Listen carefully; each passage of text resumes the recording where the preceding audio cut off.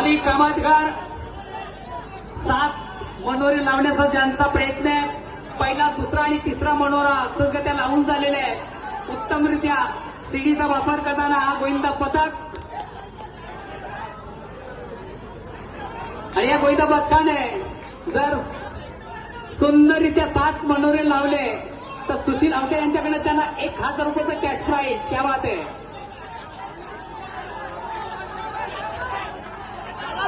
पहिला, दुसरा, तिसरा, पाचवा, 6वा आणि सलामी देताना 7वा तास.